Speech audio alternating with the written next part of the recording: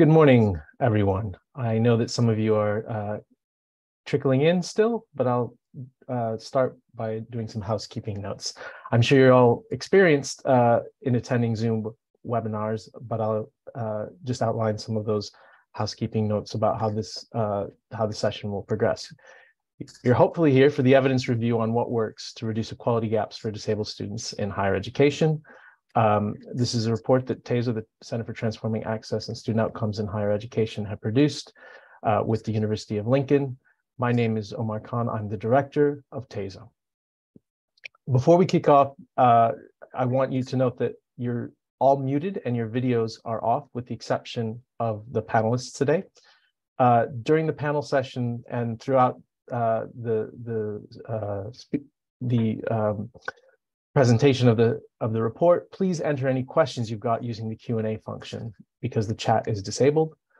We are recording this session and we will be distributing the recording after the event. We also are keen on getting feedback for our events and publications, so please keep an eye out for a post-event survey in your inboxes. Finally, we have enabled closed captioning for those who wish to use it during the event, and to access the closed captions, you need to use the captions icon in the toolbar below. With those introductions out of the way, I'm going to turn over to my colleague Helen, who coordinated this evidence review. Before the session will, Helen will present the findings from the report. I will then present our recommendations. We will then turn to a panel of David Rubain, Jeff Layer, and Amelia McLaughlin, and who I will introduce after the end of Helen's presentation.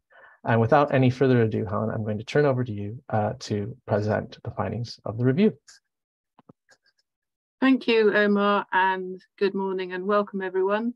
As Omar has just explained, I'm going to be running through the findings of the review before handing over to Omar, who will be discussing the recommendations in the report. Alicia, could we have next slide, please? Thank you very much. So just to start with some brief context to the report, disability inclusion is the extent to which higher education providers support disabled students' equal access to university and equal opportunities to do well compared to their non-disabled peers. The last decade has seen significant growth in the disabled student population in post-secondary education in the UK, and at the same time, there's been an increase in supportive legislation and associated funding for disabled students. However, disabled students continue to experience various inequalities in higher education. They remain underrepresented at point of entry, often do less well across the student HE life cycle, such as transitioning into university, continuation, attainment, and progression beyond university, and have lower levels of employability and employment compared to their non-disabled peers. Next slide, please. To explore the evidence in this area, TASO appointed the University of Lincoln to conduct an evidence review. And this was to explore the prevalence and emergence of equality gaps for disabled students in HE, relating to the student experience, awarding and progression to further study or employment, the extent to which intervention efficacy varies depending on the type of disability, student experience or demographic, the extent to which providers are adopting inclusive approaches and practices throughout the student lifestyle cycle, and the evidence gaps that need to be filled.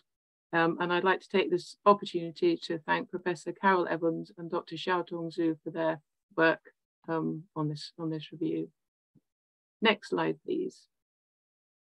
So what were the methods used? 408 papers were identified for the review, in addition to 83 expert reports that were explored.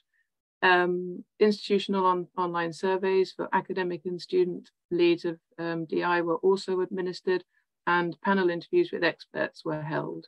In addition, secondary data analysis was also carried out using the OFS data dashboard. Next slide, please. Sorry. So moving on to the findings now. The review found that there is a lack of uniformity or consistency in the data collected and in the methods of reporting. Analysis of APPs showed that, for example, benchmarks include comparisons to national averages, to previous institutional performance over varying timeframes, disabled to non-disabled students within individual institutions, differences in chosen comparator institutions, and rates of increase and decrease over varied timescales. The range and nature of disability varies considerably, as this graph shows, and the need to disaggregate disability data is highlighted in the literature, given not only that there are a variety of different experiences of disability, but also that these disabilities have quite varied and unequal outcomes. Moreover, while the literature highlights the combined effect of equality characteristics such as ethnicity, age, and socioeconomic status with disability in impacting outcomes for disabled students, there are few UK data sets available on this. Compounding the issue, this disclosure is not always a straightforward process and can be viewed negatively. Students can sometimes be asked or required to disclose their disability multiple times over different time points and points of contact or for different administrative departments. And with insufficient clarity or signposting about the purposes of such disclosure, this can exacerbate feelings of exclusion and stigma. Next slide, please. In general, there is growing consensus that disability inclusion requires a whole institution approach, and this would encompass leadership. The literature indicates the crucial role of institutional buy-in and leadership for delivering on disability inclusion. There remains a lack of disabled staff in leadership positions within HE, which is impacting progress in developing fully inclusive communities. In the UK context, for example, for 2019 to 2020, only 3.6% of academic senior managers disclosed as disabled. Training and support, there's an emphasis in the literature on the need for disability awareness training, and training and support emerged as a strong and diverse theme across a number of reports and in survey responses. However, this is an area that can include a range of activities, and there's little evidence available on the effectiveness of each of the different types of training on staff and student outcomes. Communication, the importance of institutional communication is emphasised in the literature and includes consistency in messaging around DI and alignment between values and operation of DI on the ground. One aspect of communication is around the term or conceptualization of disability and of disability inclusion. There is still some sector and societal understanding of the medical model of disability, whereby individual disabled people or their impairment is seen as a problem, instead of communicating the social model of disability, whereby societal factors cause disabled people to have unequal experiences and outcomes. Student and staff voice. Approaches to engaging disabled student voice in supporting anticipatory design of physical and intellectual university spaces are highlighted in expert reports, but again, evidence of comprehensive approaches to utilising disabled student voice to inform disability inclusion planning is lacking. Next slide, please. Reasonable adjustments for disabled students include things like extra time on tests, tutoring, mentoring, assistive technologies, in addition to financial support. Despite the legal requirements and funding, there's little research on what support is effective. Many of the studies are small scale, located within specific contexts, and few attempt to identify whether interventions have the desired impact on student success. There are a number of studies which generally suggest a positive correlation between adjustments in HE success for disabled students. However, they don't provide evidence of impact. Evidence from the UK is particularly lacking, but one US study provides a useful example of generating stronger evidence on specific accommodations or adjustments. The researchers set out to test whether the practice of allowing students with ADHD and/or learning disabilities to complete examinations in a separate distraction-reduced setting was an effective accommodation. With a sample of over 1,600 students, in a US college, they randomly varied whether students sat a test in a separate room or in a group setting. They found students performed equally well in the group setting, but students with disabilities earned significantly lower scores than their classmates without disabilities when tested in a separate room, highlighting the fact that accommodations might actually lower test scores and might actually not be having the impact that we think they could or should. Much of the literature talks about the need for inclusive approaches, such as universal design for learning. Instead of focusing on, instead of focusing on reasonable adjustments for students with disabilities, universal design for learning provides a framework to change the actual learning environment. And the guidelines, UDL guidelines, are a tool used in the implementation, and they offer a set of concrete suggestions that can be applied to any discipline or any domain to ensure that all learners can access and participate in meaningful and challenging learning environments. However, it's not widely studied or well evidenced. Assistive technologies are any technologies that enhance access to learning and assist someone to do something they would otherwise be unable to do or have difficulty with. Examples include note-taking alternatives and text-to-speech software. Again, a lack of research that looks at this to whether assistive technologies as an approach are effective are lacking. One recent review concluded that ATs do have educational and psychological benefit for students with disabilities, but this conclusion is not convincingly supported by the literature, which mainly consists, again, of small-scale studies. Next slide, please. I'll just take a drink, sorry. Looking at transitions, support to help disabled students transition into higher education is a dominant theme in the literature. Support might include engaging students in pre-university skills development, academic and social support, self-advocacy training, mentoring or coaching, but the evidence for which approaches are effective for which students is lacking, particularly in a UK context. There is some correlation of evidence that entry to HE is a critical point for disabled students. For example, using a large-scale dataset from a US college, researchers found that disabled students who used support services targeted to them were more likely to persevere and to perform better, especially if they were used the services in the first term.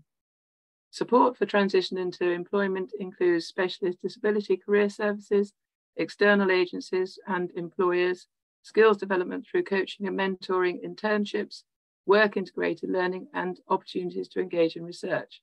However, there's a dearth of research looking at the impact of these different possible approaches. Self-advocacy is the ability to speak up for yourself and relates to an individual's ability to manage their own environment effectively. There are a small number of studies which explicitly examine the link between mentoring, coaching, and self-advocacy among disabled students. They find some evidence for a positive relationship, but mixed findings in relation to academic performance. Next slide, please. Based on the evidence of this evidence review, that there are gaps in the evidence that demonstrate what works to improve outcomes for disabled students, TASO have developed a project to build type 2 evidence and scope the feasibility of type 3 evaluation. This is being done by matching an independent evaluator with a higher education provider to provide evaluation support, which includes developing an evaluation plan and theory of change for their intervention, and support with data collection, analysis, and reporting. So the University of Cambridge is acting as independent evaluator for two providers, the London School of Economics, and their intervention is targeted careers appointments, which are open to any disabled student or recent graduate who feels they would benefit from the opportunity to discuss their career with a specialist careers consultant. And they're also working with the University of Central Lancashire, and their intervention is the Student Wellbeing Ambassador Scheme. These ambassadors help students to adjust to university life whilst providing opportunities to develop personal skills. SWAs, Student Wellbeing Advisors, ambassadors, are current students who have received specialist training to mentor and support other UCLan students. And the aim of the project is that through this project, we will be generating type 2 evidence. So we'll be generating evidence of a correlational impact of the intervention. And the idea is that we'll be scoping out, as I said, the type 3 And at the moment, we're looking at a quasi-experimental design to generate that much needed type 3 evidence in this area. And I would like to hand over to Omar now. Thank you, Helen. So I'm presenting the final few slides, which highlight our recommendations. And before I summarize those recommendations, I just want to flag one thing, which is this distinction between type 2 and type 3 evidence. And our recommendations do flow from the fact that TASO is a what works center and was set up to improve the quality and amount of causal evidence. So evidence that demonstrates not merely that two activities are correlated, as Helen indicated, but that an activity or an intervention is shown to cause an outcome, and hopefully, obviously, in this case, a positive outcome. And as the evidence review found, there was very limited causal evidence, particularly in a UK context. So it follows that our first recommendation is that we need to improve the quality of that evaluation on disability inclusion. It's obviously good and important that we are designing interventions to tackle disability inequality, but we need to ensure that those interventions are actually working as intended. And as Helen outlined, the evidence review, in fact, found one intervention in any case that was not having its desired effect. And we have outlined the next steps and begun those pilot projects that will help the sector, because we appreciate it can be a challenge to deliver type 2 and type 3 causal evidence in this area.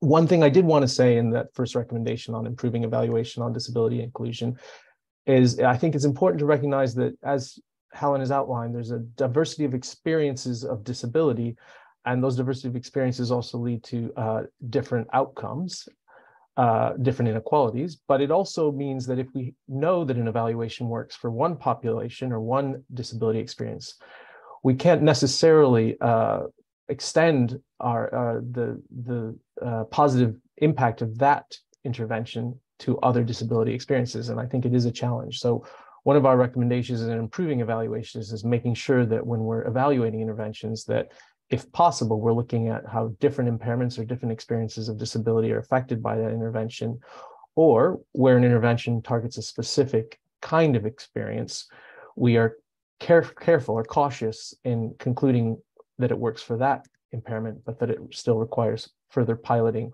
or work to ensure that it works for other experiences of disability.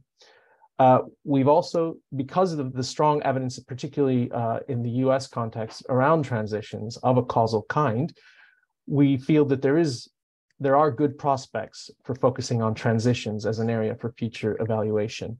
The Disabled Students Commission, and we have Jeff coming on to speak in the panel, has suggested ways of improving information, advice, and guidance in accessing higher education.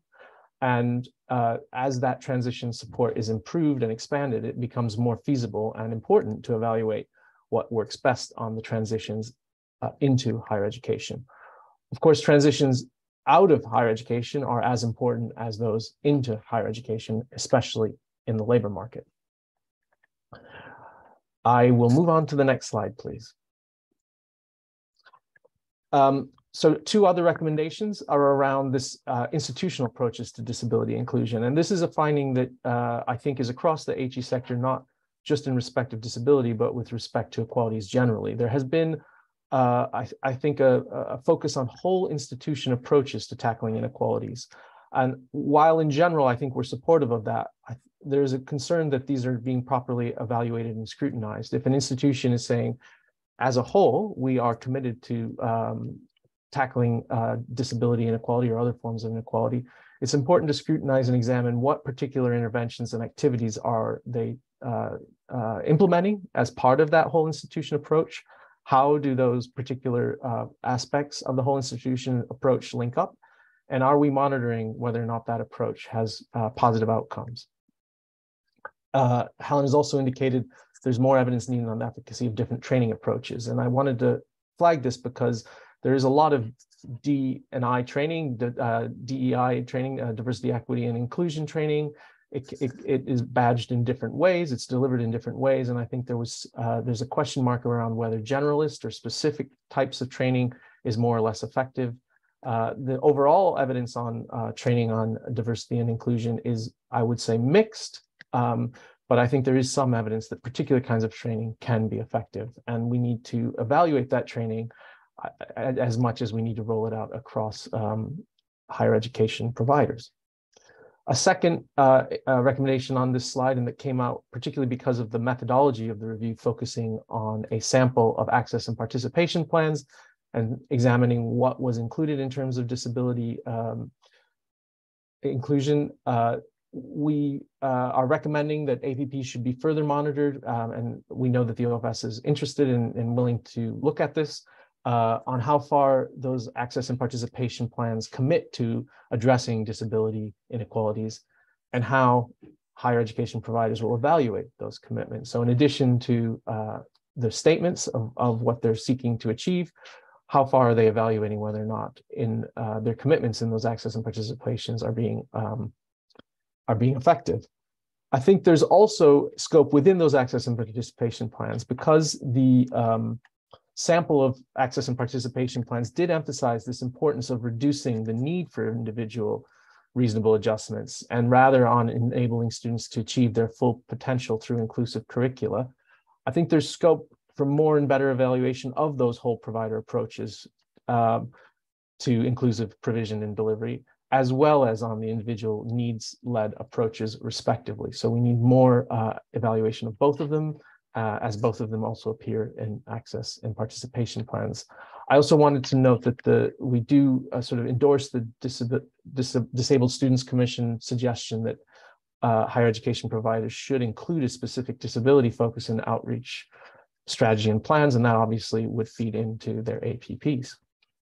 And the final two recommendations, next slide please, are around data collection and reasonable adjustments. And again, we've spoken quite a lot about this already. It's really crucial here, and I'm looking forward to the discussion in the panel, as this is something that has come up in preparing for this event, that improving data collection does require that students feel confident and trust in sharing or disclosing that information.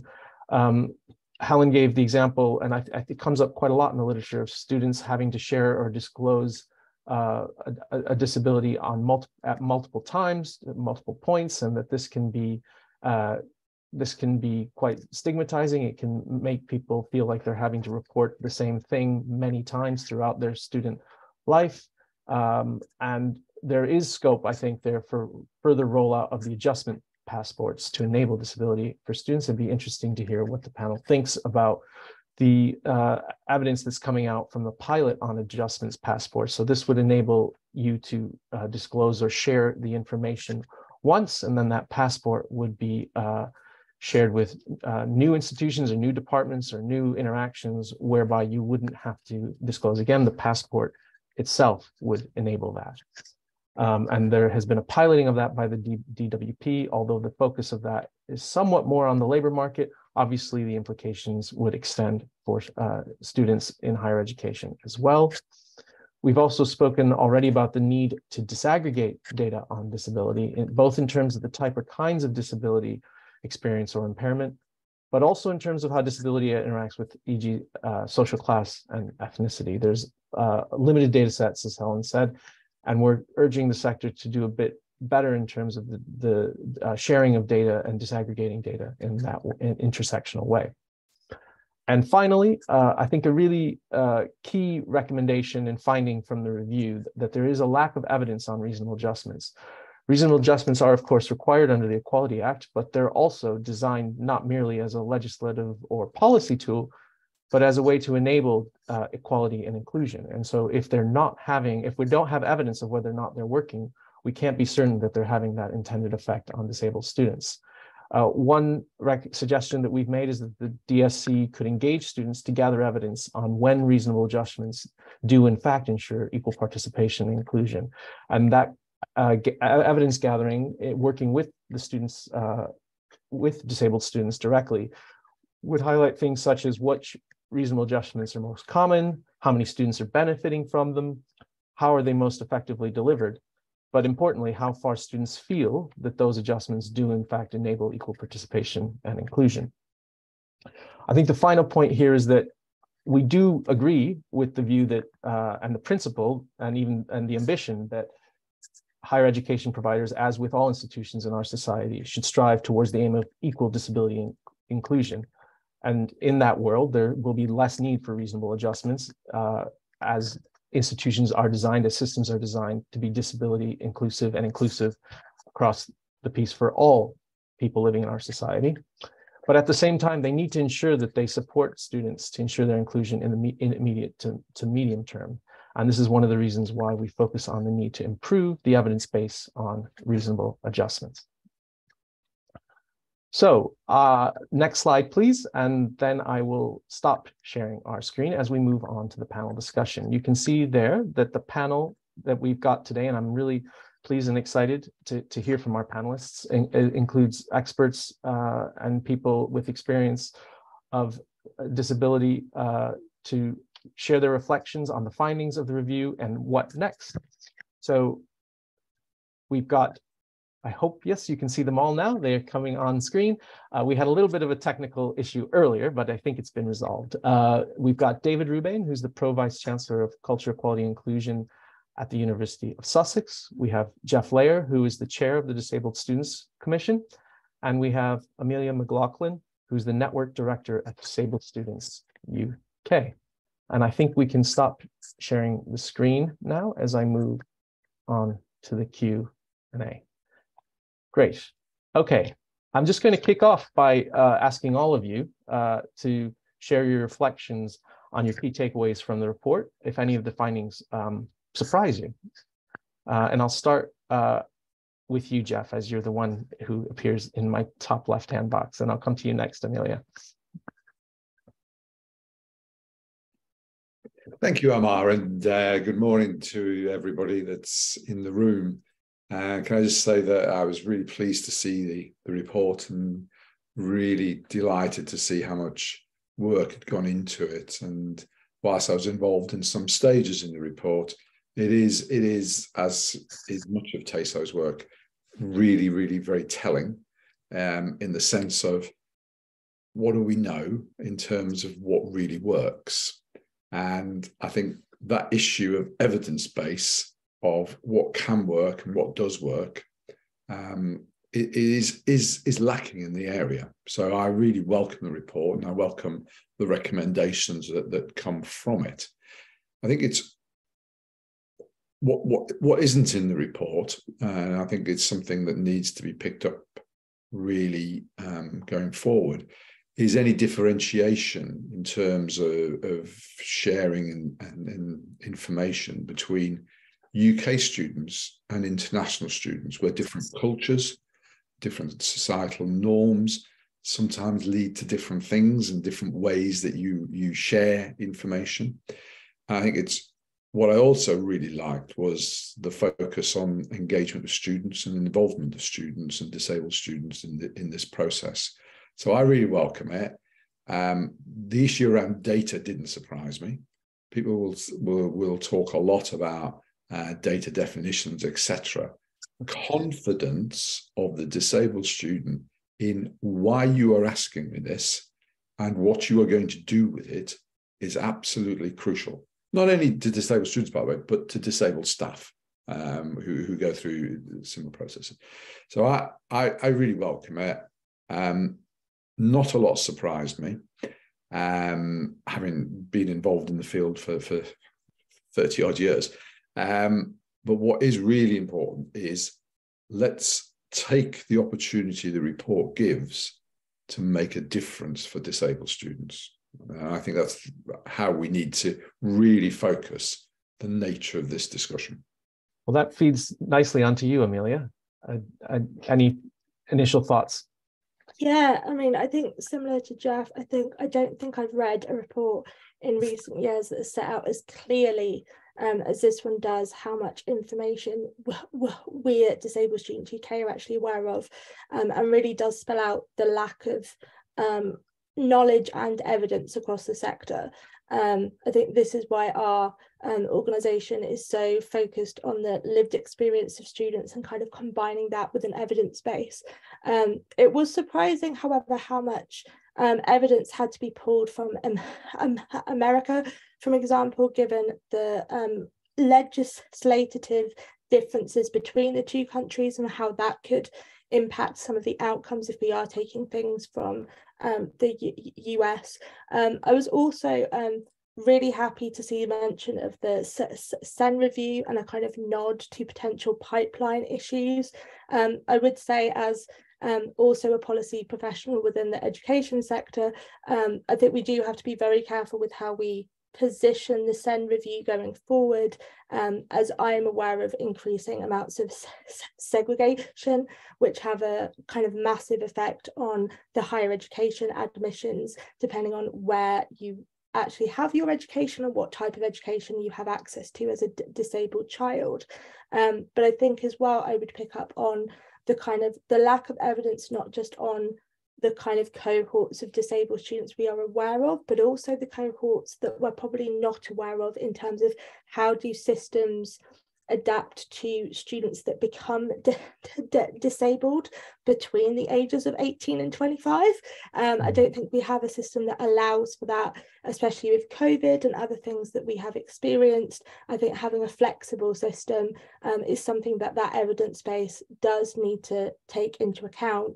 And I think also the lack of evidence really does point to a kind of more systemic issue in terms of barriers with the sector, that I think a more kind of zoomed out approach paired with the kind of what matters focus of TASO would be really helpful.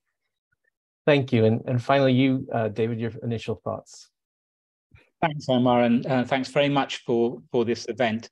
I think I'd like to start by reflecting really on 40 years of work, because what struck me in reading this report is that notwithstanding the lack of compelling evidence, and I know that that's a key takeaway in terms of the what works question, the context within which disability inclusion has arisen for universities has changed dramatically over the last 40 years. And of course, that's alongside the wider policy changes. And those of you who've been involved in this work for a while will know that certainly in school-based education, we've moved from a position of intense segregation for disabled students to a big drive, actually initiated by some local authorities, towards inclusive provision, and somewhat of a backlash against that in more recent years. And I think that has played out in the practice and experience of universities as well. And so some of the challenges that the report throws up doesn't surprise me, given the evolving wider political context within which universities have been practicing. I know that we'll be coming on to talk about some of these in more detail in a moment, so I won't say very much, but issues around data collection, which of course is the foundation stone for any evidence-based analysis of good practice, is especially difficult with a heterogeneous identity like disability, and we'll probably talk more about that in due course. Reasonable adjustments, especially in an academic context where competency standards are key. I think universities still struggle with that, and I think that then also plays out into assessing what reasonable adjustments are appropriate and relevant and what work as well. Can I interrupt you? And why don't we talk about the data collection point rather than why don't you elaborate further, and then I'll come to Amelia and Jeff as well, because I agree it's one of the key findings, but it sounds like you have some important insights there, and it'd be also interesting, especially from you, Amelia, to talk about that question of how to engage students so that they feel trusted and confident. But you go ahead, start the conversation going, David. You've already started it, I think. Sorry for wittering. There's so much in the report. Well, I mentioned the heterogeneity of the identity, and of course the lived experience and practical barriers faced by people with different types of impairments are manifestly different, whether the student was born with the impairment or acquired it later on, whether it's noticeable to others or not, whether it's intermittent or constant. There are a whole range of considerations, and data collection is critical to enable us to calibrate and understand, but I think that there are challenges probably in language literacy as much as anything, in understanding what the different impairment groups are and mean, and therefore how we talk and analyze it. We of course have HESA, who have standard categories for impairments, which is useful because it will allow us to some degree at least map across the sector to see how different institutions and providers are doing. But even with those groups, the 5 or 6 or 7 impairment groups are fairly broad categories themselves. And so I suppose the only other thing I'd say at this point is that's the point at which intersectional considerations are also critical. And we have some evidence to show that the intersection of race and disability or class and disability are materially compounding. So all of that is really to the point that effective and nuanced data collection is absolutely critical to understanding this work. Amelia? Yeah, I mean, I can agree in stronger terms with what David's just said. I think it's important to understand the cultural aspects of disability as well. Like, this is not just a straightforward black and white, you either are disabled or not, and it's a kind of very straightforward answer. I think as well what kind of David was saying around there's such a breadth of experience within a certain impairment group. There's also specific culture around that, and actually the classification of if you have 2 or more disabilities is actually quite unhelpful. We know from data that disabled people in general are more at risk of developing mental health issues, which would put a large number of those that identify as disabled within that multiple disabled group, but also it doesn't identify which disabilities they are dealing with and how their own access requirements may conflict with other access requirements they have, and the difficulty of then pairing a adjustment to a specific impairment may not work for someone who has a multiple impairment. That means that that adjustment is not accessible to them. So I think there needs to be a lot more digging, especially when we do know that there is some disabilities that tend to go together, so things like EDS and hypermobility with autism, for example, and there is some really kind of, I think, important overlaps that we need to recognise within the community to put together a more inclusive structures, but also better reasonable adjustments when actually most disabled people in the community are probably in that camp of having complex disabilities rather than a single disability. And Jeff, I know that the Disabled Students Commission has done some work on this point as well and made some recommendations, I think.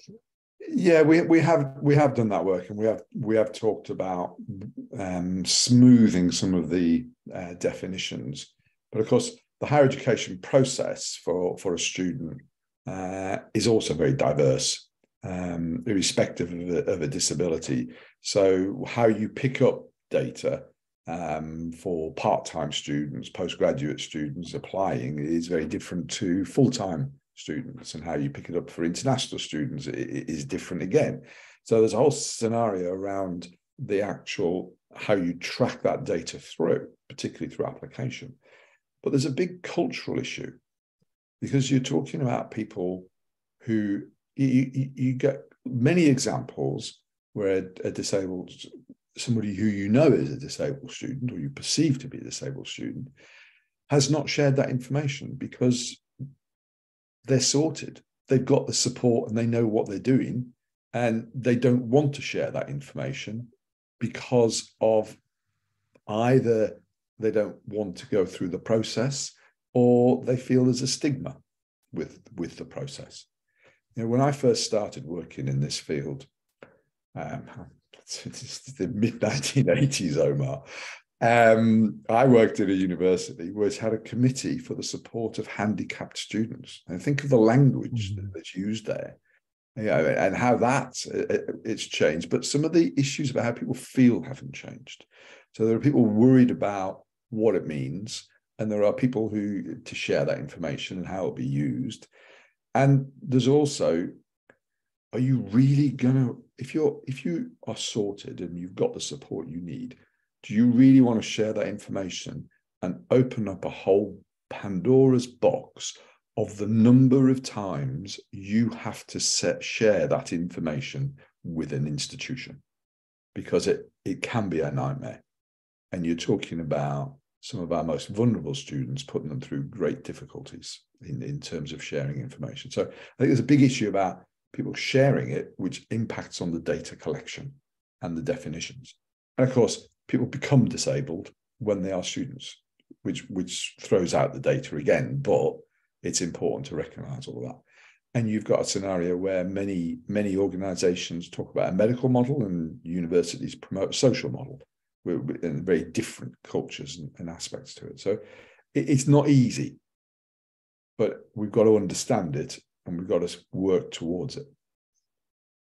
No, that's very clearly stated. I think one thing that strikes me as well is if you're trying to encourage people to share, and I notice you say sharing, not disclosing, which I believe is now the preferred language, and I can understand why. It's you are choosing as the student to share rather than to disclose something about you to a sort of authority. But the other thing, if we're going to convince people to share more, I suppose there has to be some sort of sense that actually is going to benefit the student. And I suppose that's. Do you feel that that's still an issue, Amelia? You were going to come in, or were you going to say something else? There's a really interesting point, and I think what Jeff was saying about the disclosure, but also how kind of personal that sharing can be. And I think in this kind of realm, we forget that disabled people have a right to privacy and personal lives and confidentiality.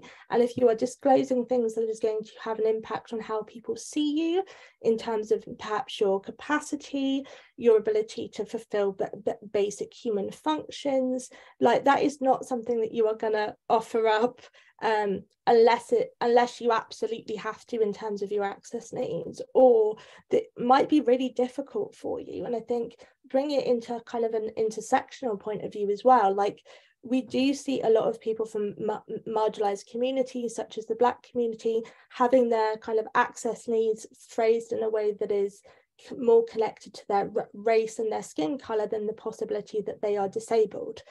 So again, there is a lot of different things. For me personally, being a disabled working class woman, the idea of having to get medical evidence that you often have to pay for to then prove your disability to policy professionals is actually just logistically very difficult. And I think, again, as Jeff was saying, although a lot of universities ascribe publicly to the social model of disability, when you actually look at their policies and evidence requirements, it is very much on the medical model, because there is a lack of trust in, believing what students say. And I think that is, the understanding that you are not going to declare a difference unless you really have to is something I think the sector needs to come to grips with. David, are you surprised by this conversation? I mean, as someone who's worked a bit also on at the Equality and Human Rights Commission, for example, where obviously there's a big driver of the Equality Act. Sorry, I'm not surprised, Omar. I think that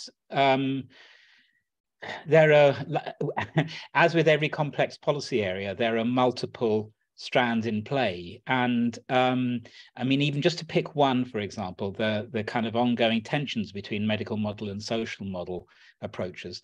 The reasonable adjustments duty, which of course is a foundational aspect of what's necessary to promote full inclusion, requires somebody to have an impairment. And I actually think that's right. I think that's right. Otherwise, if that weren't the case, then so that the duty would apply to everybody, it would no longer have the leveling up, to misuse a phrase, outcome that we're all aiming for. But then there are tensions, as Amelia has highlighted, about what happens if you have to show evidence of your impairment, whilst trying to think about the world and university life through the prism of the social model, which is about the exclusionary measures and constructs which will make things difficult. So it is complicated and difficult. But I suppose I do want to say that I'm sure, and I can see, and even the report illustrates this, that progress is being made. So it's about constantly rethinking and evaluating. Yeah, and I wonder, I think it's in the Q&A, and I don't want to preempt the Q&A because we're going to turn to that in a few minutes, but and I think, Jeff, you had mentioned this, that local authorities, I mean, at least for people who have been disabled before they enter higher education, are already presumably collecting this data. And I was just curious if you thought the transitions point, if this is there's a challenge here, and if this could be improved, i.e. that the sort of that passport idea, could that be extended further? Could that provide a way to reduce the need for multiple sharing and disclosing? And what do you see as the prospects for that? Perhaps kind of weaving into that point around transitions, that we need better transitions into HE. There's a holy grail in this, isn't there? In the sense that the vision of the passport is about a person who is disabled being able to have that information and to share that information throughout their life, right? And obviously that depends on when they become disabled, etc. And, you know, it shouldn't be beyond the wit of the people in the room who are highly intelligent and the policymakers who are just looking at this area to plan a process through which a student actually only shares that information once in their lifetime, unless the disability changes, etc., etc. But there is a barrier between schools and the system that's used, and higher education and the system and cultures that are used. Now, if you are a hearing impaired student in a school, with the support you get, that support is provided by the school, by the local authority. The moment you go into higher education, you provide it yourself through an application through the disabled student scheme. So it's culturally very different, very, very different. But you have to share that information. You have to prove again that you are disabled. And that's not any, and you've got to find the evidence that Amelia was talking about. You've got to find all that evidence again. And the issue to me is why, if we know that individual students are coming in particular ways with particular disabilities, then we need to be planning for that. And we can foresee the range of disabilities that are going into higher education providers. We know from the data that the number of students with learning differences in the arts area is proportionately different to other areas. Therefore, what are we doing in the arts area to make sure that we're ready for the student? We're ready for the nature of our curriculum and our sport. And the transition is crucial, absolutely crucial.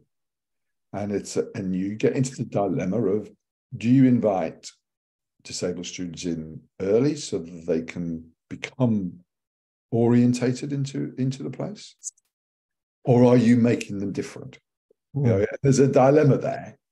But what you got to do, the thing to do there, and the thing we don't do enough of as a sector, is talk to our disabled students about what they think we should be doing. We're all very good at saying what we should be doing, but actually let's listen to that student voice. So Amelia, what do you think we should be doing around transitions? I mean, listening to disabled students would be that in a nutshell. So thank you for that brilliant introduction, Jeff, which is probably not shocking to anyone that's familiar with our organisation. But I think there is something around the transition and acknowledging that disabled young people may not have that information to hand. They might not know what works for them in the particular context of a university. I remember personally from my lived experience, when I was going through my assessment, I was going to a whole new city with a whole new campus for a whole different subject. And I was being asked 6 months before. So what is it that can help you do that course? And I'm like, I don't even know what my course is right now. Like, I haven't even got any information about it. So I think it's appreciating the value and the expertise that disabled students have, but being very careful not to assume that they have all the answers, because actually, like, disability is a journey and a lot of them are working that out themselves. So it has to be a partnership. And I think what Jeff was saying about expecting them onto your campus, so it shouldn't be a shock in 2023 that an individual in a wheelchair, for example, rocks up to a campus. It shouldn't be a shock that there's wheelchair users taking chemistry, art, archaeology and English. There should not be a panic about getting them, all 4 of those students, into those 4 different department buildings, for example. So I think there is some really basic, I have to say, like, preparation you can make. Is, you know, do you have a BSL interpreter on staff that you can get in when you were expecting a deaf student? Are the things there that for people you have already had before in your past, in your kind of intake, are the things ready to go, or are you reliant on that disclosure to even start the process of thinking about how you are going to include that student into your community? Because I think that disconnect is why you don't have students declaring and you don't have staff declaring, because one, the weight to get those things in place, but also the stigma and the culture that comes with that is, I think, can't be underestimated. I know academics that fear that they will not get jobs and will not be continued in their employment if they declare that they have a disability, for example. So I think we have to make this an acceptable part of the university community. It's not, oh, you have a disability. It's, oh, okay, you have a disability. That's not a problem. We expect this. And I think it's the expectation we need to work on. Yes. Okay. We've got about 5 more minutes for the panel before I'm going to turn to Q&A. I wanted to talk a little bit more about reasonable adjustments, if you don't mind. David, I might turn to you first. That, as we mentioned, there was a lack of robust evidence on reasonable adjustment. And I think Amelia's point there is quite interesting too, that, you know, what would be an effective adjustment might change as people go through different institutional environments or different subject matters. And so, you know, it's understandable that there might, you know, that there's a need to be flexible, and it makes it more tricky to evaluate them. But we do need better evidence on what works here, don't we? And I was just curious if you had any thoughts on how that research could be best conducted, or what else we should be considering before I turn to Jeff to ask what the disabled student commitment might look like in this area. Yes. So, I mean, several thoughts. The first is, we know that, well, as has been said, reasonable adjustments can't be totally standardized because the particularities of impairment and the relationship of a person with an impairment to their society around them will be different for a whole variety of reasons. So you can't just have a list of X number of adjustments and then go through the list and pick one for whoever you're thinking about, whichever disabled student you're thinking about. On the other hand, there are fairly well established and well known types of adjustments that might be required depending on the broad types of impairment. So we're not, as it were, starting from scratch when considering any one individual student. So and as everything, it's probably a blended approach of using what we know about specific learning difficulties or mobility related impairments or mental health difficulties or whatever it is in general terms, and applying it with individual assessments to the individual student is probably the thing that's most likely to work. But in terms of the evidence base, I think that if we can have some compelling metadata on that approach, it will enable us, I'm sure, TASO or whoever it is, to better assess impact. I think part of the problem, as we've identified, is the variety and diversity of type of adjustments that may be required. It makes it very difficult to to have a critical number of limited number of approaches which can be assessed. Just really quickly, David, given your background, are you aware of, because we did canvass a bit beyond HE, but is this an issue beyond HE as well, so that there's not good enough evidence on reasonable adjustments across the piece and in other institutions, because it is a public sector requirement, not merely on universities or colleges? Well, it's a general requirement, not just for the public sector. Yes, sorry, yes. Yeah, I think it's a good point, Omar, to canvass evidence from beyond the sector. I mean, the particular issue for the sector is the intersection of reasonable adjustments and competence standards, which is probably different from other sectors. But an approach as to what works, depending on the nature of the individual's impairment, to help them address and overcome the substantial disadvantage they'd otherwise face, is common across sectors. And I don't know that there is. I don't know of a similar organisation like TASO, for example, in other sectors. So TASO is quite fantastic and quite unique in that regard. But I'm sure there are other organisations out there which would have done research, like Business Disability Forum and others, who may have an evidence base that can be used. Jeff, and then Amelia, and then I'm going to turn to the Q&A. But for you, Jeff, I know that the Disabled Students Commitment has outlined some ways to improve reasonable adjustments. I was wondering if you wanted to talk through some of those or had any other reflections on this point. Yeah, in terms of the reasonable adjustment, it's all about there's a section around anticipatory reasonable adjustment, because you know the nature of the student body, you know the sort of issues that might be forthcoming, which we need to take account of.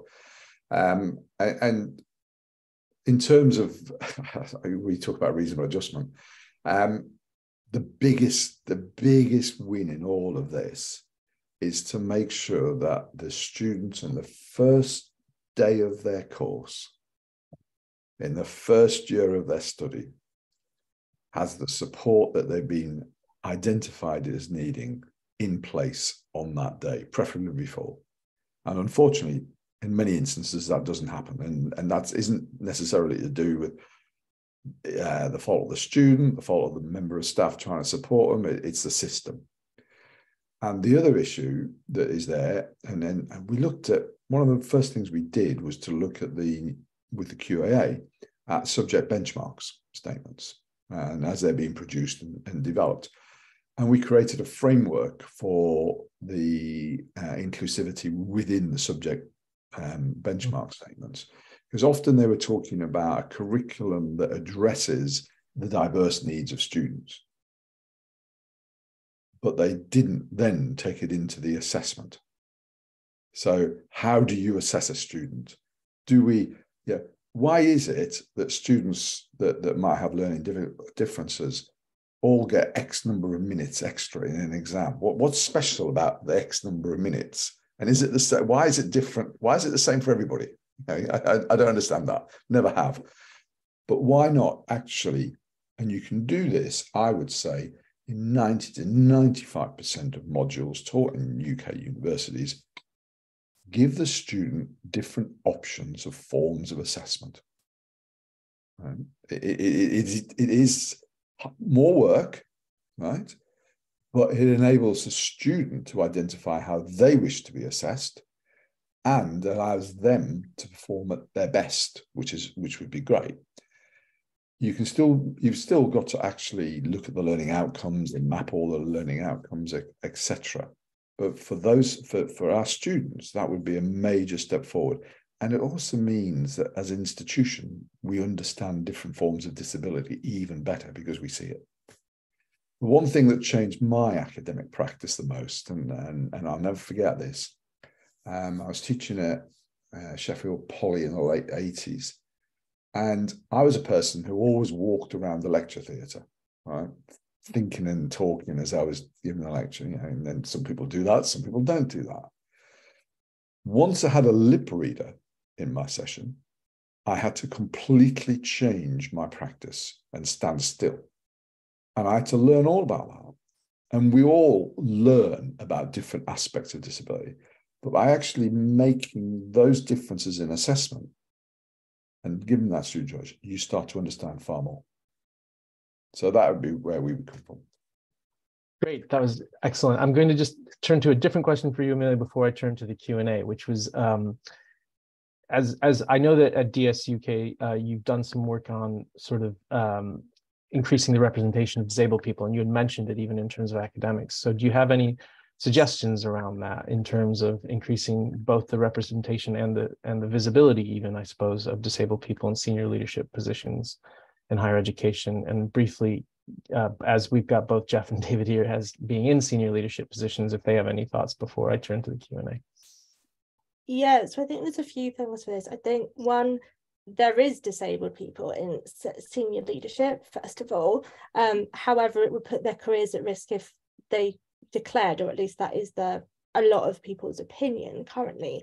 And I think that is a problem. We still have the stigma of your capacity, and I mean your capacity is in academics and in the academy, is influenced by whether or not you have a disability in other people's opinion. And I think that is something we need to reckon with, but also something we need to normalize. I think we need to look at the kind of pipeline, because if we're not supporting disabled students in first year, they're not going to get to be a senior lecturer or a pro vice chancellor at that or a different institution. The pipeline is incredibly important. But I think as well, just again, like, disability is not a bad word. It is not a bad concept. We all go through different kind of access needs and different social needs. I think in order to help that is to understand that the university sector is not just about academics. That is the core of the practice of the academy. But actually, when you're talking about student experience, you're talking about Freshers Week, you're talking about sports. So on what Jeff was saying around reasonable adjustments, it's not just enough to have a reasonable adjustment to get to your lecture. You actually need to access Freshers Week. You need to be able to communicate with people. You need to kind of join the football team if you want to join the football team. We have no support currently within the current support metrics of DSA, for example, to meet those particular needs of the wider student experience. And just on the thing of representation, kind of the universities are increasingly global, but the kind of concepts of global disability is not taken into account. And again, the funding metrics mean that while the universities have a responsibility to provide support for international students, there is no in-house metrics for how to do that. So if you are international, you wouldn't be eligible necessarily for DSA. So how do we square that circle of bringing in more people from overseas that may have different opinions and concepts of disabilities and find it very hard to get the medical evidence from a different country, for example, with the fact that we have a lack of anticipatory duty, not just in general, but for the very specific cohorts of students. Yes. I mean, you're making me want to turn the conversation towards belonging, which is a question that David has raised. And I think it is an important one. We talk a lot about HE, and even the literature that we found is around the curriculum, is around assessment, but the student experience, why people go to university, what they learn there, how they develop into adults and the people that they want to be, is a lot of it is around the social. It's how far you feel you belong, how far your peers, and those things are fully inclusive. And I think we have further to go, perhaps, at least from what we found in the evidence, even on measuring that, never mind on delivering it. But if you want to speak about belonging, David, because it was something you spoke about, but you're also a pro vice chancellor. And I think a thought, if you have any thoughts, even if those two things link for you, belonging and leadership. Yeah, well, that was exactly what I was going to talk about in listening to Amelia. I mean, the evidence base for showing that for diversity is well established and compelling, like the argument, whether it's a business case or an argument for improving the bottom line or whatever, in many sectors. But one specific reason why having a diverse leadership is important, or indeed a diverse community is important, is because we know that a significant driver for ameliorating and eliminating the awarding gap, including for disabled students, is when students see people like them in the community, including in positions of leadership. And so it is important on a social justice level, but even from a pedagogic and good practice level to have diversity in leadership. The one, I don't know if this is controversial or not, but the one slightly complicating factor that I would say is the reality is that if any of us who live long enough will acquire an impairment. And so eventually, if we're old enough, we're probably all going to become disabled, or the vast majority of us are. I remember when I worked at Equality Challenge Unit, we did some research on disability in leadership, and there were a surprisingly larger number of leaders, vice chancellors, principals, pro-vice chancellors, who were disabled, but they were they were disabled because they'd acquired an impairment through aging. And that is not to diminish the impact of that, but it's not quite the same as seeing somebody in a leadership position who was born with a visual impairment, who's blind, for example, or any of the other variety of impairments. And I think I would want to encourage us to reach for diversity amongst and within disabled people as well in leadership. And also, just to loop back to your point, Omar, but I think there is evidence. It'd be interesting to see if with TASO we can take this forward to show the extent to which students who have a sense of their own place in the community, belonging is the current phrasing that we use at the moment, how much of a difference that really makes to getting a good degree, to progression and so on. I think it does. I think there is some evidence, and I suspect it's compelling that it does. And we have an ex-vice chancellor here, so I thought, Jeff, we'd just get your thoughts before we go to the Q&A. Yeah. No, I mean, it's tragic, isn't it, if people feel that, or there's a perception that people's careers might be impaired as a result of sharing information. I've always shared my disability, and I've always encouraged everybody to share it, and it's quite interesting that I had long discussions with the disabled staff group in my former university about whether I should be a member of it or not. Was I inhibiting what they said, or was it showing a different line? And so I think we've got to get to a position, and David, I agree with David, we've got to talk about diversity in the leadership. We've got to demonstrate how that works, and we've got to make it work, but we've got to make it a comfortable place for everybody to aspire to wherever they want to be. Not everybody wants to be a leader. Why would they want to be a leader? But we need to enable people to be comfortable in their work environment. And I just wanted to pick up something Amelia said, is that, whether a student is eligible for the disabled student allowance is actually irrelevant to the requirement of the institution to support that student with the needs that they have. And I think we mustn't get hidebound by a funding regime. It's an institutional responsibility. Really important. And I'm going to now turn to the Q&A. It's an excellent panel discussion. I'm really grateful for your time and your reflections, but there's some more questions that you may want to respond to. So there's two questions around the passport, so I'm going to loop them together. One is, does the passport risk placing the onus on the disabled individual and serve as a reactive measure for institutions, removing the move towards developing inclusive environments where disclosure sharing is not necessary for equality? I think this is a sort of wider point, not just for passports, that we want to move to practice that's around inclusion, not around making adjustments. And a more practical question, I suppose, around if someone is not diagnosed when they're at school, we've been saying that perhaps there's an opportunity there. And I think this is not just about becoming disabled over 18, but not being diagnosed as a child. Just disability passports won't really help when they arrive at university, will them, even if they were well developed. So yes, I don't know if there's any comments you want to make on passports, if you see them as useful, Amelia.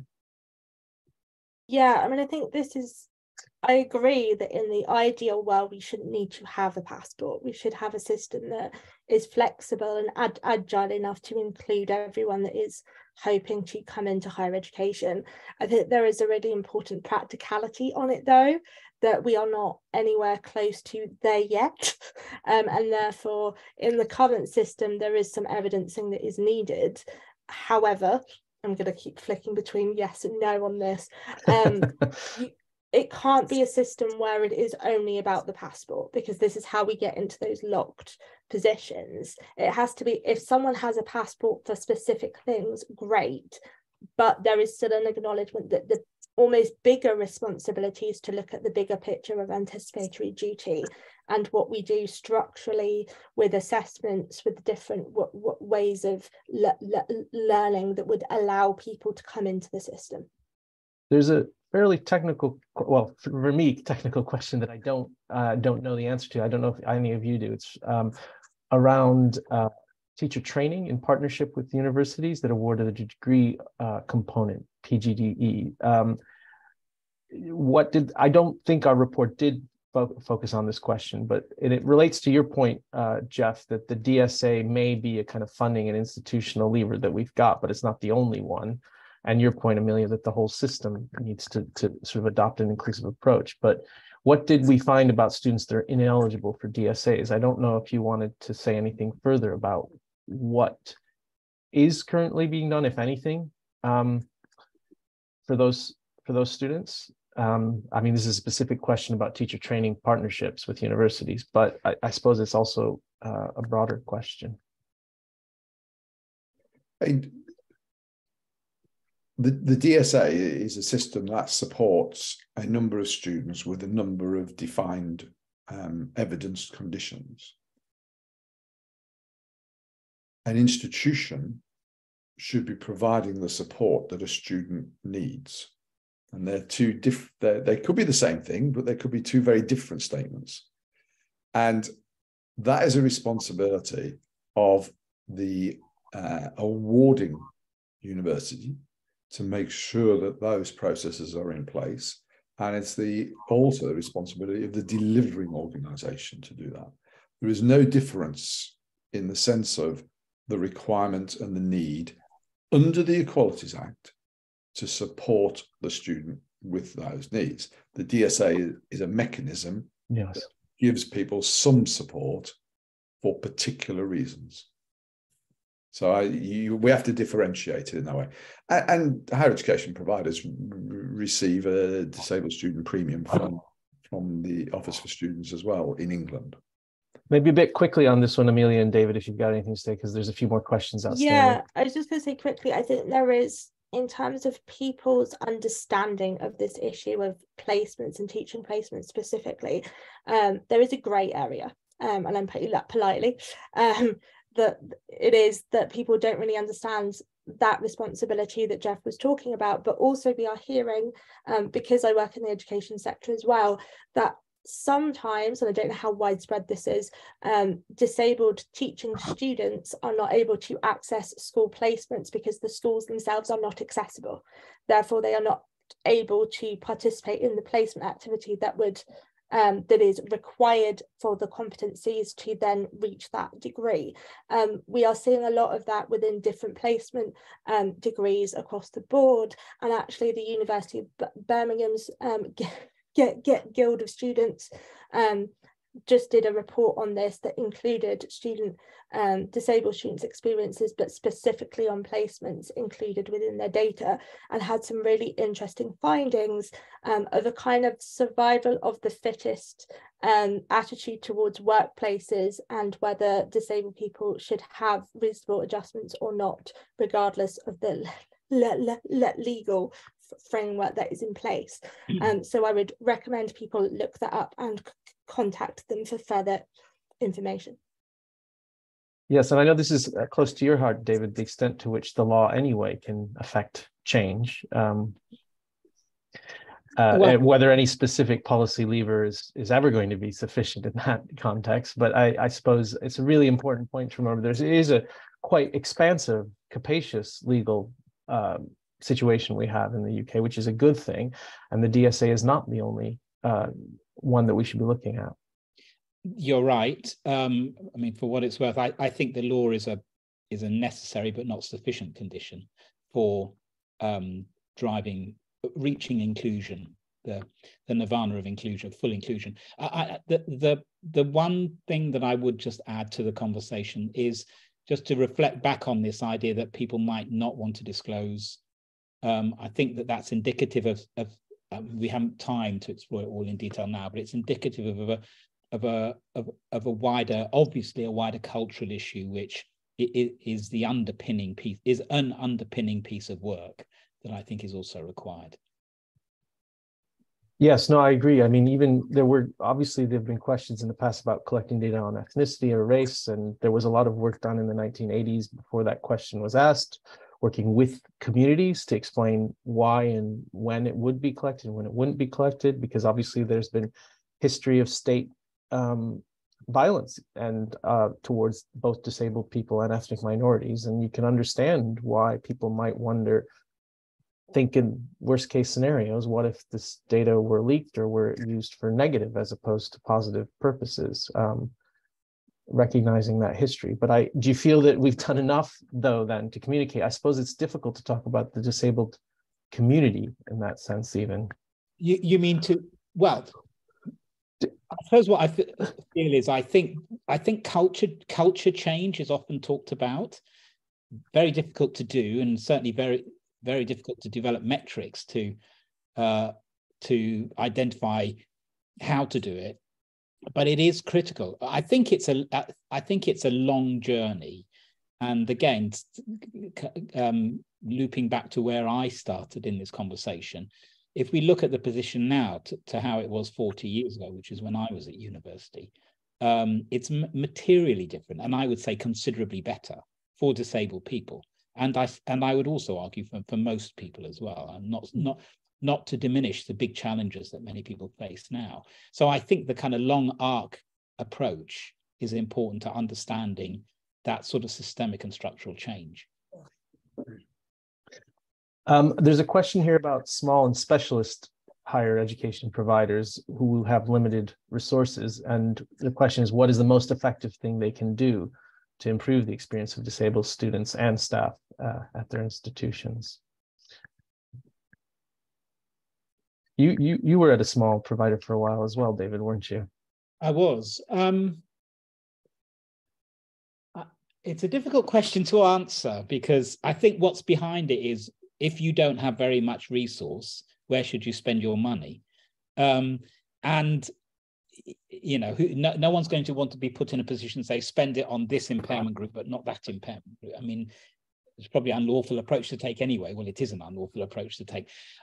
So actually, at the risk of sounding trite, I'm going to suggest that the most important thing that any organization with limited resources, which is pretty much every organization, can do is to embed, perhaps this reaches to this whole institution approach question, to embed in their wider strategic approach, not just their EDI approach or their disability inclusion approach, their wider strategic approach, what it means for them to do what they do, whatever the small institution is, in as fully inclusive way as possible.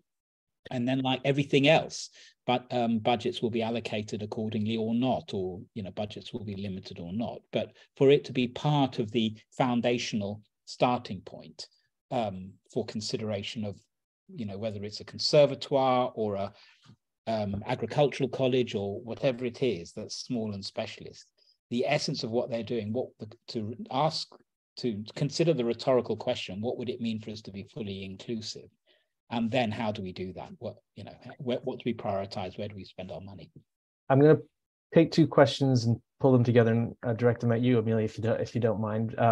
And Jeff, if you want to come in as well. I think it is an important point that TASO focuses on the evidence, but the finding that there's lack of good evidence, there's a danger that the response might be, well, what can we do then? And there might be even used as an excuse for inaction. Or if the data aren't great, then, well, that could be a barrier towards a drive towards inclusion, because people will sort of throw their hands up and say the data isn't good, the evidence isn't good, so what do we even do? So how do we ensure that this doesn't happen in this case? And obviously, as someone who represents an organization, I think that focuses on the other piece, not just the evidence piece. I wondered if you had any observations on that.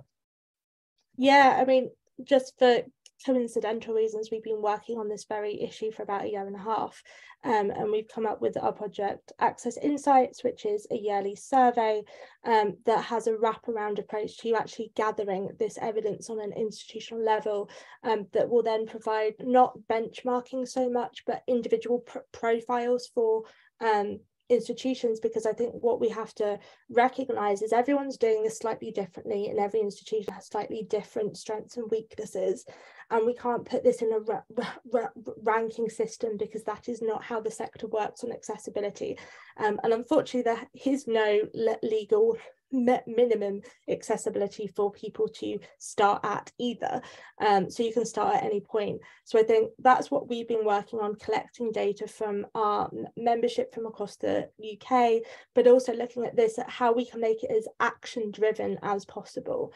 So this information would be available, it has recommendations that come with it, and it's something you can act upon straight away, and have a better understanding of what your specific environment is for disabled students.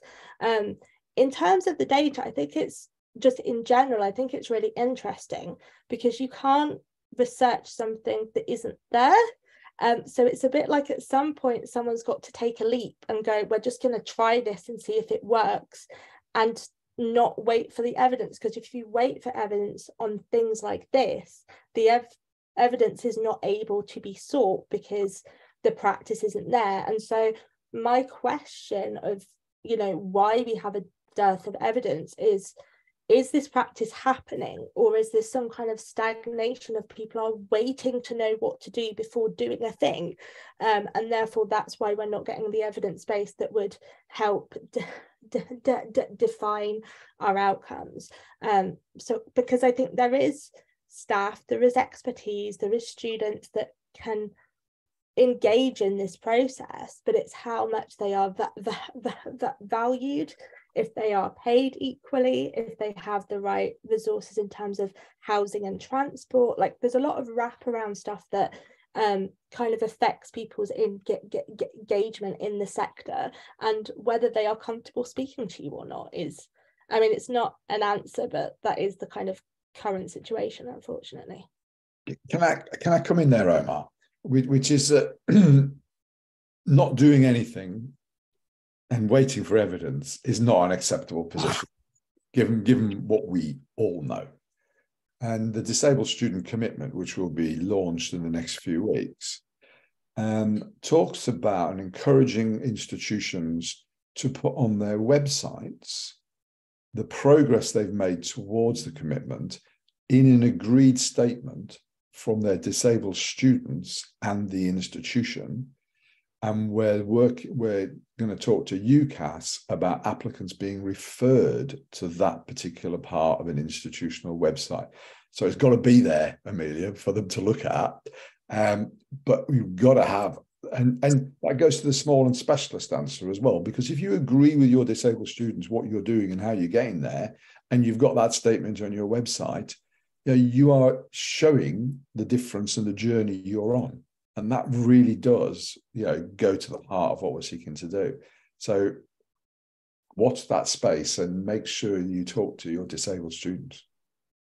Yes, and from my perspective at TASO, I also feel that we're not saying don't try things. We're saying if you try things, evaluate them. Just make sure they're working. We're not saying the evidence isn't there, so just throw your hands up. We're saying the evidence isn't there, so do better at assessing what you're doing. But if you don't do anything, we can't assess anything. So you have a legal obligation. You've got the Disabled Student Commitment. You've got disabled students demanding this. The law requires it. Let's just work together to get better evaluation on what works. There is a question, Helen, I think you can answer, which is a ref to the US study that we cited.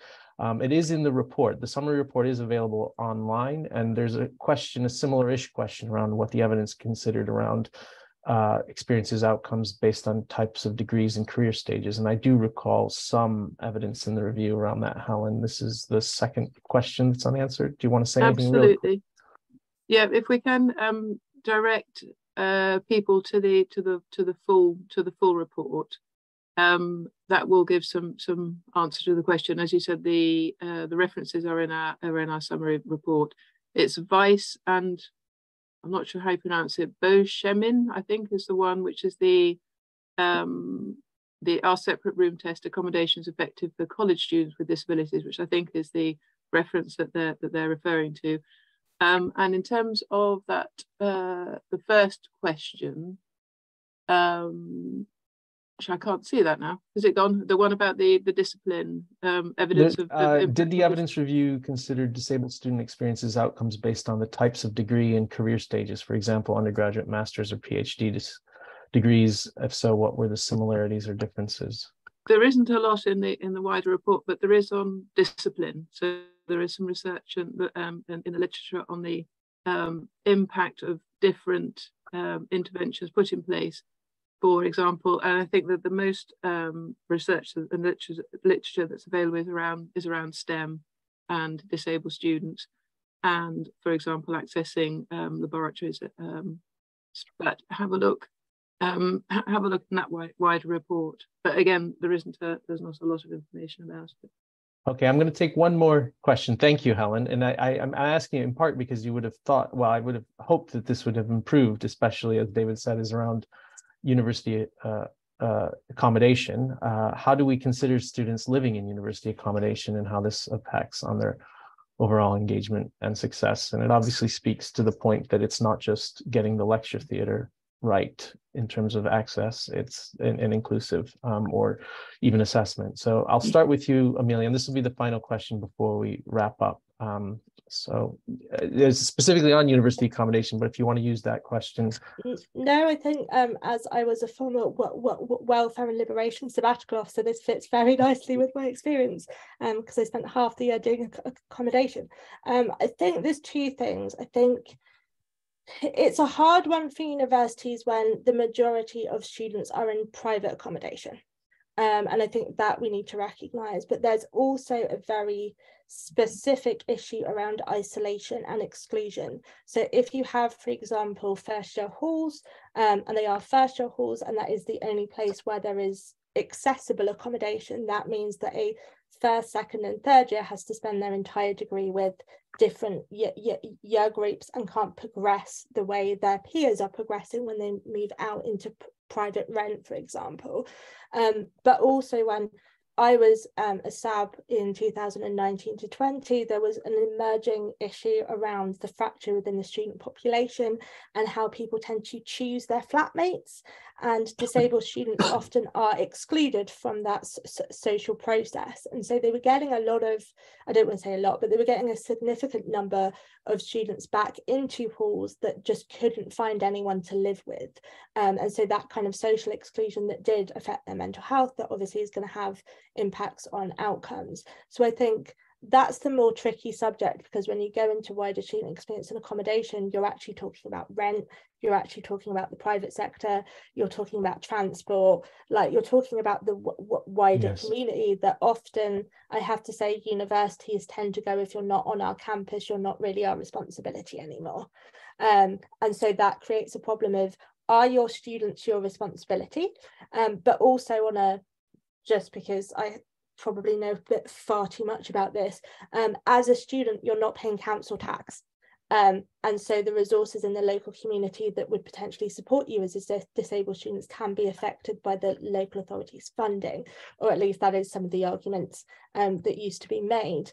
Again, it's around responsibility and how wide the accountability for the student experience is with the universities. And I think that's something that, as wider student experience has grown over the last few years and have been increasingly advertised, the responsibility of the realities of that haven't really been got to grips with for this particular cohort of people. Do either of you have anything you would like to add on that in 30 seconds, Jeff or David? Because we are coming to time. Very quickly, there are three types of accommodation for students: those that are university owned, those that the university has some form of arrangement with that are private sector halls, and then there are private landlord residences, normally which are on an approved list by the university, and the approval process needs to build in accessibility. So it's only the non-approved that should not be focused on, would fall into the category Amelia just talked about. And David? I just want to underscore Amelia's point about it isn't just about provision of accommodation, although inclusive accommodation is important. It's about the kind of the wraparound around that. So the ability for disabled students to pick the friends that they want to live with and to not be segregated from the parts of the community. My university, every university has trouble finding enough accommodation for everybody, but certainly we prioritize disabled students, not just for accessible accommodation, but for these other reasons as well. And I think that that's important. Excellent. It's been an excellent panel discussion. I want to thank you all for your time today. I also want to thank all the people who've asked questions and the 100+ people who've been here today. We're really grateful, and apologies that we didn't quite get to all of your questions. If you do want to email us any of them to follow up, if there are any that were specifically about references in the report, please do look at our website. The report is available to download there with a full link to the full evidence review. And do also look out in your inboxes, I think, for the evaluation form. We do want to make sure that our events are as inclusive and as successful as possible. And I think with that, I'm going to end the webinar and say thank you again to our panelists, and thank you to all of you for attending. And I look forward to working with everyone on this call, but also those of you who've asked questions to work towards improving disability inclusion in higher education. Thank you.